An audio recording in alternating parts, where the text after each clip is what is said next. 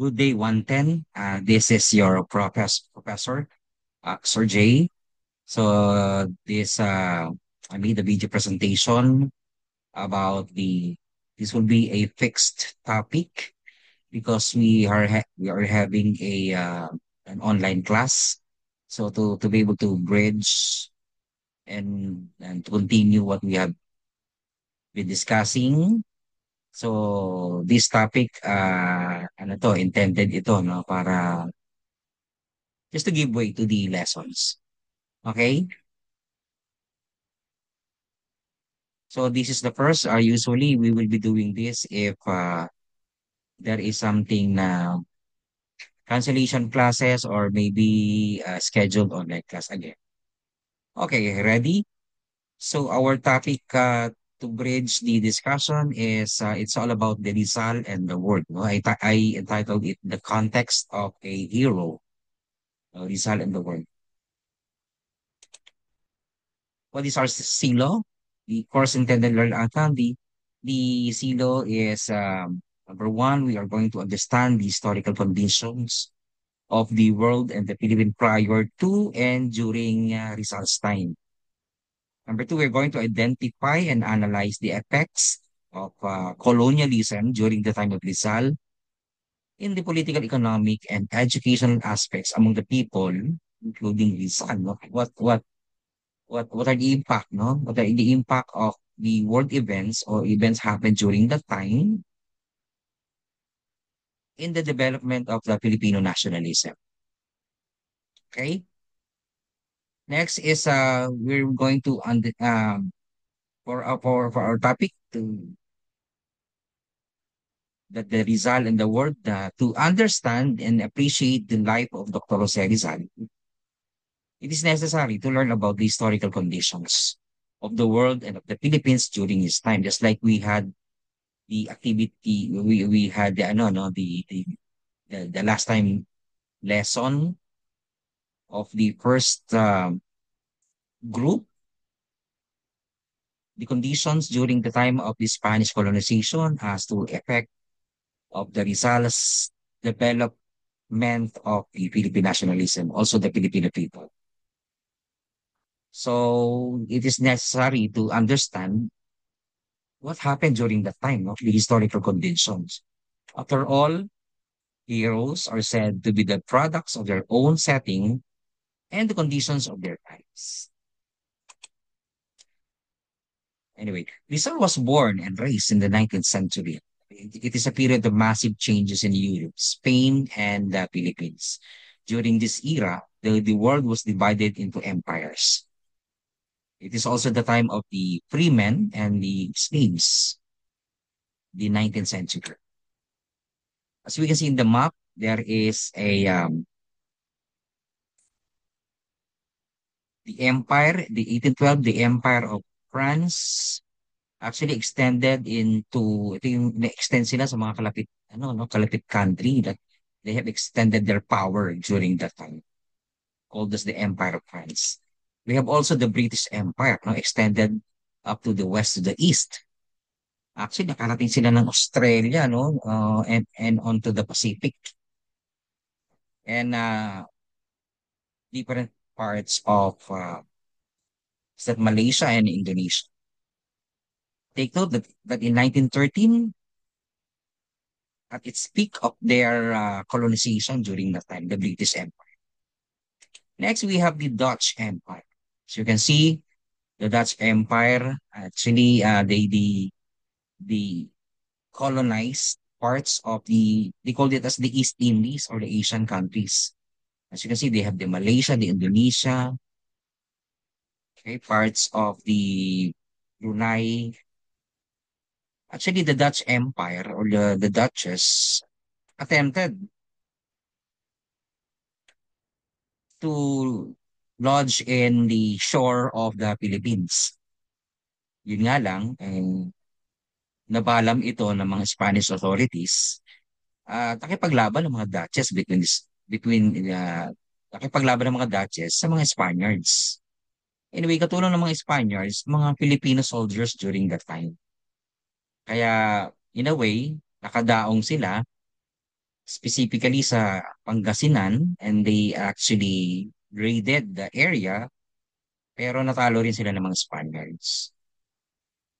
So that's why and the Dutch Empire, looking at the part of the worlds that they are colonized, nasa shorelines lahat yan. Malapit yan sa tubig. At ang target ng mga Dutch, mga Hollanders, eh, magkaroon sila ng access doon sa mga ports na pinagdadaungan ng mga products. Okay? So the Dutch Empire. Also, we have the Russian Empire. No? Hindi na natin ano to, malayo ito, pero the Russian Empire was actually extended up to some parts of the republics. No, they called it as the republics. And then we have the Spanish Empire. As you can see at the map, it is concentrated in the Latin America and in North America. So sila yung naka-invade dyan. That's why these particular countries in the Americas are Spanish-speaking people. So meron din sila dun sa part nila, no, malapit sa kanilang bansa. And in the Far East, we have the Philippines. No? Ayan siya. And a little bit of, what is this? Sabah, no? Malaysia. So the Spanish Empire. And in particularly that year, 1861 and 1896, basically, there are two prominent characteristics of the word to describe. Number one, there is a rise of liberalism during that year, no, the 1861 and the 1896. Number two, there is a decline of the Spanish Empire. To begin with, the rise of liberalism, or has actually started the concept of democracy. And the democracy was a popular idea during that time. It is also the period of the concept of the equality of man and upholding human rights. Basically, we're spreading rapidly in you. Saan ang galing, no? Saan galing yung idea ng democracy at saka human rights? Now, to tell you about the spreads of these democratic ideas, sinabi ko sa inyo, it is the time of the colonialism or the empire, no? Na pagkakaroon ng mga empire or called as the imperialism, eh, may mga lumaban na bansa at gustong maging independent dito. So nagkaroon ng notion ng democracy dahil sila ay nakakawawa, no? They were being suppressed, they were being discriminated, and they think of fighting the colonizers or the imperialists during that time.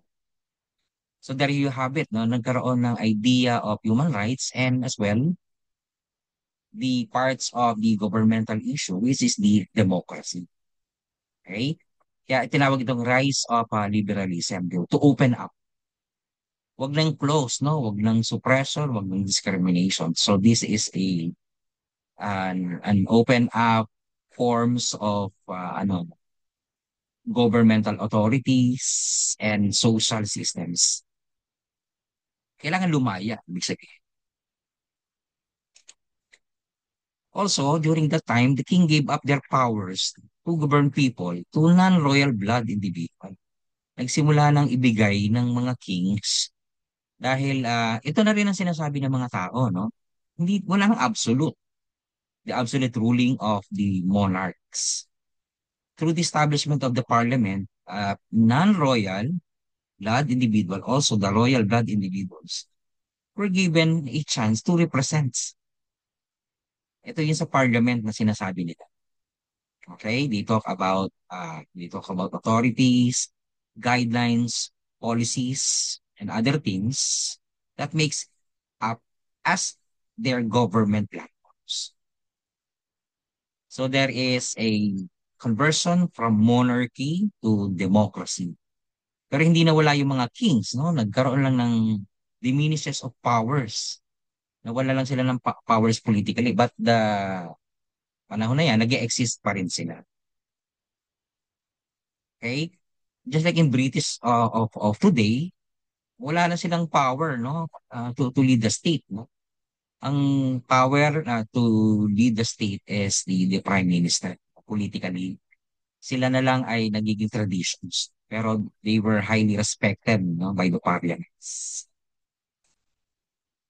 In a way, meron silang decision making, no? Meron silang contribution to decide on the matter of public affairs. Okay? Pero it diminishes the powers of the monarchs during that. Okay na?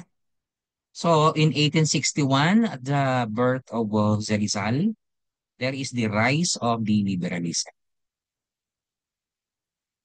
Same thing that in 1861, due to the rise of liberalism, people tend to fought back, to have their independence and freedom. What happened in Russia during that time, as in 1861, there is an appeasement of farmers in Russia. Meaning, yung serfdom system, yung may nagmamay-ari ng lupa at yung nagmamay-ari ng lupa ay meron siyang magsasaka, siya na nag-ano, ma-abolish ang serfdom. Farmers were farmers were no longer under the landlords, and farmers, they have now the power to till their own lands. Actually, pwede na silang magmay-ari, no? Naibahagi na yung mga lupa na to because of this appeasement of farmers in Russia or the abolition of serfdom. Okay? What other things? In the part of the Western world, the USA, no, in 1861, and due to the concept of the liberalism, abolition of slavery ang nangyari dito, no? Alam naman natin na ang mga slaves sa Amerika actually came from the land of Africa, no? Dinadala dyan, nagiging slave. It was freed by President Abraham Lincoln. Siya yung nag-step up dito na nag-abolish ng slavery. So because of the idea or the concept of the rise of liberalism, lumalaya ang tao, nag-iisip ang tao, natutong lumaban at na-realize nila na sila ay aping-api. Okay? 1861. Now, while liberalism spreads and actually practiced in different parts of the world, Spanish Empire was declining. Humihina yung power ng Spanish Empire in the different states, in the different colonies. Why is that so? No? There are reasons of some sorts. Number one, during that time, the colonial government of the Spanish ay simply as corrupt. As reflected in the writings of Jose Rizal na yung mga officers in the Philippine Spanish colony, Philippine as a Spanish colony, mga corrupt ang mga colonial government. The other thing is the union of the church and state. That the power of the governor general diminishes. Anong implikasyon nito? That the church actually have more dominating power than the governor general. Walang kumu-question, ano? Walang kumu-question sa church. And they actually given the powers also to have a decision making and may pakialam doon sa governmental states. Basically, no, yung kinukwento ni Rizal dito na kapag ayaw ng kaparian, no, sa Governor General na isusumbong lang ito sa Spaniards at sisiraan at papalitan. So ganun kabilis ang palitan ng Governor General sa Pilipinas during that time because of the church commands. Okay? Sir, why is it become a problem, no? Kasi yung church na during that time, isa ring corrupt. Kapag talagang nag-decide sila na kukunin ang lupa mo, Ay kukunin nila yan. So, walang say ang mga governor generals during that time, the military governor generals, because the church, the friars are have a dominant power over them. Okay? Next is the why the Spanish Empire declining because of the unjust treatment of people in the colonies. Corrupt na nga, tapos yung social injustices pa na nangyayari sa bawat colony, eh natutong lumaban ang mga tao. As reflected in the Philippines, yung mga colony ng Spaniards ay maagang itong lumaban. Pero sa Pilipinas, we actually took 333 years or more so bago tayo lumaban. Okay? So, yun yung mga dahilan. At nagli ang nanghina ang kapangyarihan ng Spaniard sa iba't ibang bahagi ng kanyang kolon.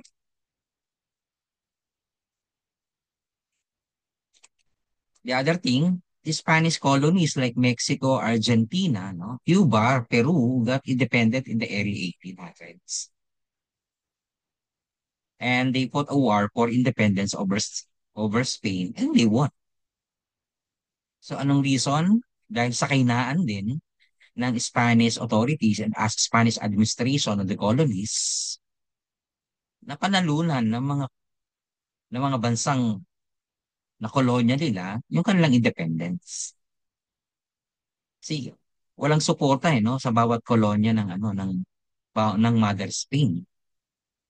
Actually wala na nga silang pakialam doon sa mga ibang kolonya dahil kabili-kabilaan yung War of Independence sa iba't ibang kolonya. Kaya natataranta na yung Mother Spain kung anong una. Okay? And the colony actually grabbed these opportunities to fought back with this weakling Spanish administration on the colonies. Okay? So, noong 1581, at its peak of the empire of the Spanish administration or the Spanish conquistadores na yung mga pula ay yun yung mga markings na sakop nila, no? And these particular areas or the particular countries are part of the empire. Pero unti-unting itong humihina dahil nga sa mga kadahilanang binanggit. No? The Spanish colonies have won for independence. Some of them, no? Several of the Spanish colonies have won for independence. But not with the Philippines, Puerto Rico, and Cuba, pero napagwagyan pa rin ang independence ito. Pero lately na lang ito nagkaroon ng independence. No? Dahil maybe like with our country, wala tayong makitang wala tayong makitang sino ang lalaban, sino ang mamumuno, wala pang ganun. Eh. But in the 1898, pasalamat naman, and the Philippine Revolution against Spain actually happened. Pero 1898 ito. That's why during the year 1898 or in the near 1898, humihina na yung kolonya ng Espanya. Actually, halos wala na. Pero tumagal ito ng mga 100 years bago naman lumayan. Okay? So on the decline of the empire, Philippines and Cuba learned about what happened to the other countries, no? They started having thoughts of revolution. Oo nga, no? Yung iba malaya na, bakit tayo hindi? Naisip din ng mga Pilipino yan, ano? Pero ang sinabi ng Pilipino, who will lead the spark? Sinong mamumuno sa atin? Actually, wala tayong nagawa, no? Within the 333 years plus that we are colonized by the Spaniards. Pero lately lang ito nagkaroon dahil may nagtangka, may nag-attempt to get our country, no, in the verge of a movement like the reform movement, no. Ito na yung pag-exist ng mga matatalino at mga intellectual ilustrados. Ito yung mga reform movement. Discuss natin, discuss na report about the reform movement. No? Bakit sila naging reform movement? Okay, they fought back pero hindi sila lumaban directly and they fought back indirectly through writings. Discuss natin yan na yung mga reformista through their propagandas. The other thing, kailan lang nagkaroon, no, nabuo ang revolutionary movement dahil talagang kating-kati ng mga Pilipino na lumaya. Nagkaroon na tayo ng knowledge na pwede palang lumaya. No? Ang naging idea lang dito, paanong gagawin natin? Sino ang magsisimula? Ano ang pamamaraan para makamit ang independensya? Wala pang knowledge na niya. Not until these illustrados came to Spain, came to the different worlds of the world to study and learn about revolutions. Even Rizal learned about the French Revolution, kung paano nangyari yun, the Bolsheviks Revolution and other, upon reading those texts, upon reading those histories. Okay? Medyo mabagal yung process ng pagkakaroon ng knowledge ng mga Pilipinos regarding how to fought back, how to fight back, naganap naman, no, noong 1896, 1898. Though 1896, Rizal died because of the execution, naganap yung revolution in the 1898 through the barrels of the gun by the Katipuneros, not with the reform movement. Okay?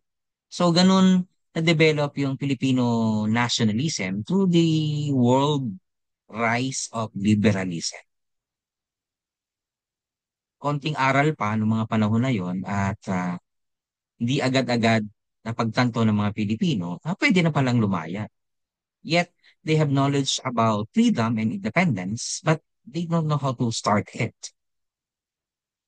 And as I've said earlier, who will spark the leader? Who will spark as a leader of the movements? Okay? Kaya itong revolutionary movement, bagamat they fought tooth and nail, no, against the Spanish authorities, in a way, nagkaroon ito ng daan para magkaroon tayo ng independence. Okay, na-gets? Yun ang situation of the world during the time in the 19th century. Why Rizal think of an idea of freedom, revolution, and yeah, the freedom of the Philippine and in independence. So that is the idea. Gets? For activity number one, no? 1.1, actually continuation lang to, no? 1.2. You're going to fill with the matrix, no? So you will be filling on the three columns. Number one, ano yung mga relevant events or the conditions happened during the 19th century or moving into the 20th, moving into 1898 and to the 1900s, the social system, political system, education system, trilocracy, opening of the Philippines to the world. So you will be looking and exploring books, no, about ano nangyari doon sa social system in the Philippines. Bakit nakapagbunsod ito ng isang Filipino nationalism? So you will be writing it in the second column. Okay? And on the third column, who most likely affected during that time. Okay, for example, the social system, meron siyang mga discrimination dyan, no? Meron siyang ano. So cite an example or specific relevant events or conditions that sparks Filipinos to think of a Philippine patriotism and nationalism. Okay? At sino yung magiging karaniwang affected with this particular relevant or events. So dalawa siya, no? 1.1 and 1.2. Okay? So you will be writing and filling the matrix as with the first column, second column in the third, with the First line, second line, third line, fourth, fifth, sixth, seventh, eighth, and ninth. Okay? Saan ipapasa ito? Ipapasa ito, you will be writing, you will be making siguro sa ano no sa word na ito, tapos maglagay ng table, kopyahin ang table, tapos maglagay ng mga ideas and concepts regarding the columns, and then print it out, and then to be submitted at the next meeting na magmi-meet tayo maybe by Thursday. Yes? Okay na? Now, if you have questions, so actually this is a recorded. You cannot I cannot offer you questions to answer it. Pero if you have questions, you can have it in the messenger or through your president. May mga questions. Okay na, gets the topic? What happened to the world during the time of Rizal? Bakit nakapagbunsod sa kanya ng nationalism at patriotism? Not only Rizal, ano, but also other Filipinos that actually fought back against the tyranny of the Spanish administration and other things. Okay? Thank you for listening, and submit the assignment by Thursday. Thank you, and I'll be sending the video presentation to President para for your reference in the discussion of the Rizal and the, okay? Thank you.